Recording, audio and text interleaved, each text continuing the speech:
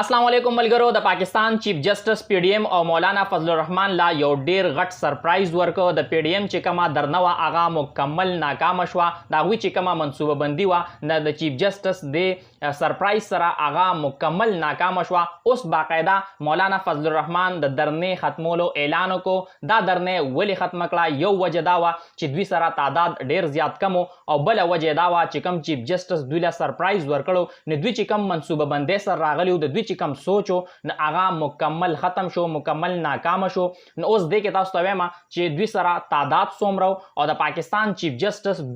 دوی له کم سرپرایز ورکو چې دوی په دې باندې مجبور کړل چې دوی دا درنه ختم کړي او هغه کم ډیر غټ سرپرایز چې د هغه وجنه دا درنه چې دا مکمل ناکام شو او اوس مولانا فضل الرحمن باقاعده دا درنه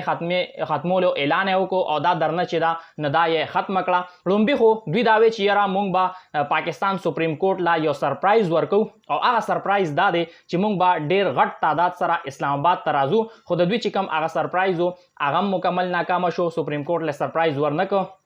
دا غي وجه دا و چې دوی سره ډیر زیات کم تعدادو دا فوټیجز تاسو په سکرین باندې کتئ شئ دینه تاسو د اندازه لګول شئ چې دوی سره څومره تعدادو او بل دا چې دوی کله اسلام آباد ته رالل سپریم کورټ مخې ته رالل نیو سرپرایز د دوی انتظار کو هغه سرپرایز یو ډیر غټ سرپرایز و د پاکستان چیف جسټس دوی له سرپرایز ورکو هغه تاسو ته په اخره کې وایم چې هغه کم سرپرایز دی او د دې سرپرایز نه پس مونږ دا ویلی شو چې پی ډی ایم سره او مولانا فضل الرحمن سره یو ډیره غټه دوکه وشوه او مونږ دا هم ویلی شو چې یاره دوی سره پرینک وشو اوس خو لومبي دا یو تصویر تاسو ته په سکرین باندې ښکاري دا تاسو وګورئ دا سرینا چوک کې چې کوم گیټ لګېدلی دی دا د دې ځای نه د ریډ زون چې کوم ایریا ده هغه شروع کیږي نو چې کوم د پی ډی ایم کارکنان دي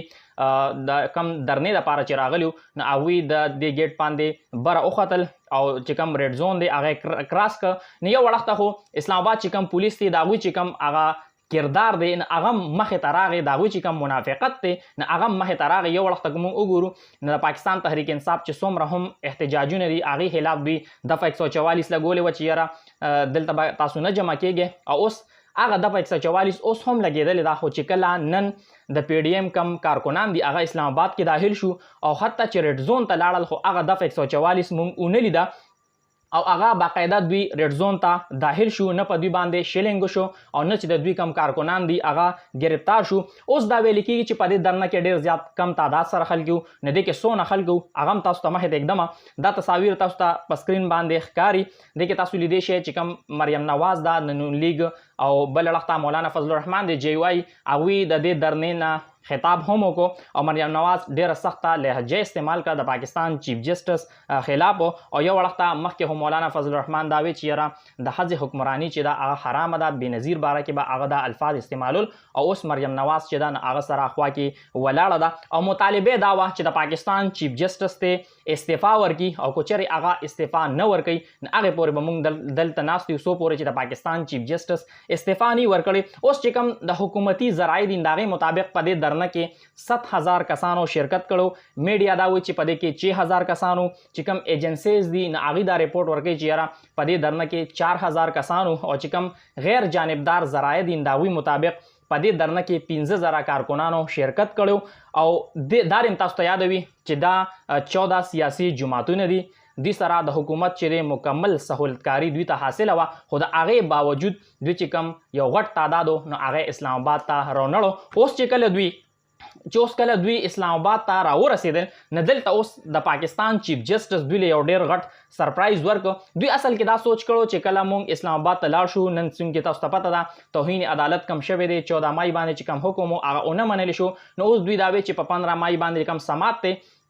نو هغې کې بعد د پاکستان چیف جسټس چې کوم توهین عدالت نوټیسز دي نو هغه به جاري کوي نو موږ به بیا دلته یو ماحول جوړ کړو او موږ به د سپریم کورټ خلاف یو اعلان جنګ وکړو خو بیا د پاکستان چیف جسټس چې کوم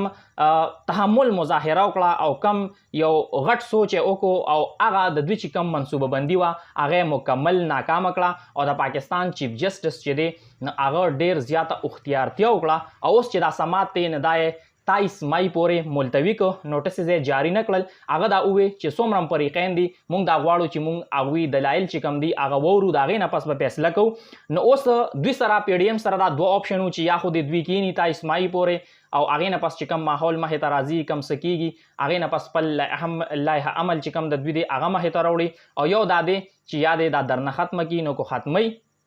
نو بیا دوی لپاره ډېر یو د شرم مقام هم او بل اړخ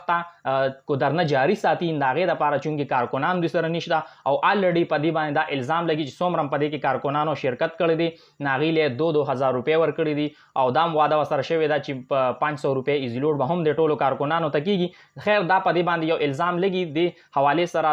ټوس شواهد نشته. په دې درنه کې چې دی نو پاکستان پیپل پارټي کارکنانو هم شرکت وکړو، د مسلم لیگ نون کارکنانو هم شرکت وکړو، خو زیات تعداد چې پکې و نو هغه د JUI